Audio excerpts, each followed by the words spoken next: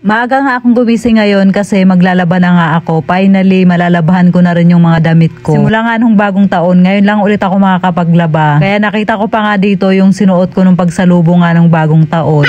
Dahil nga marami nga akong sinusuot na damit, ang lakas talaga ng loob ko na magtambak ng labahan. So yun, nakakatuwa nga kasi nga maya-maya nga lang nga yung mga labahan ko, tuyo na yan. Nagkakaubusan din kasi kami ng hanger ni Geraldine kapag ka nagsasabay nga kami maglaba. Pagkatapos ko nga maglaba, as usual, nagluto ako ng biryani kasi may mga pa-order nga kami. Meron nga umorder sa amin na yung isa manok lang yung gusto niya and yung isa naman may kanin. Repeat order nga siya, parang pang-apat na beses na nga siyang bumili nga ng biryani. Magtitinda nga si Carlos ng Paris ngayon kaya isasama nga namin yung dalawang bata sa pagdi-deliver. Si Talia as usual nagpapaantok na naman siya sa e-bike. Sa unang diniliberan nga namin kahapon lang nandito nga kami. Umorder nga ulit sila ng 3 tab. Nagchat kasi yung umorder dito, yung anak nga daw niya nasarapan kaya umorder nga ulit sila ng 3. Maagang lumabas nga ngayon si Carlos para magtinda. Naiwan nga niya yung ilaw kaya idinaan nga muna namin bago nga kami didiretso sa pagdi-deliver. Pagkalabas nga namin ng bayan, dito nga kami banda sa may tunasan pupunta. Medyo matagal nga inantok si Talia. Akala ko nga hindi siya makakatulog pero nung tinignan ko nga siya, ayan, tulog na nga siya.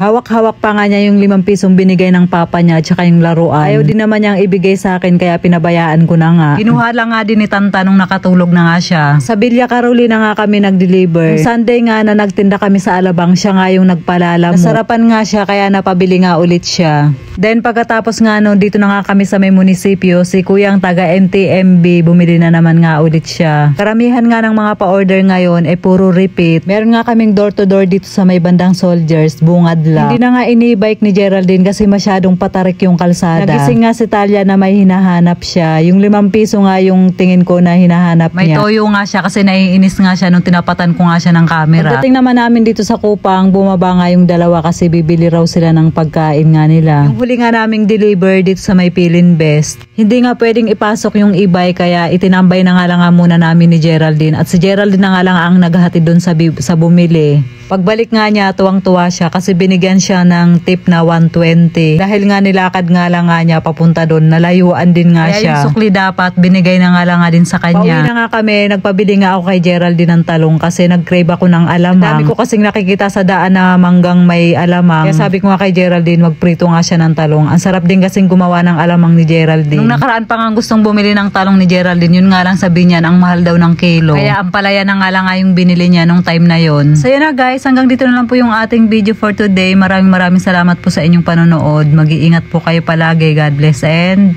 babush!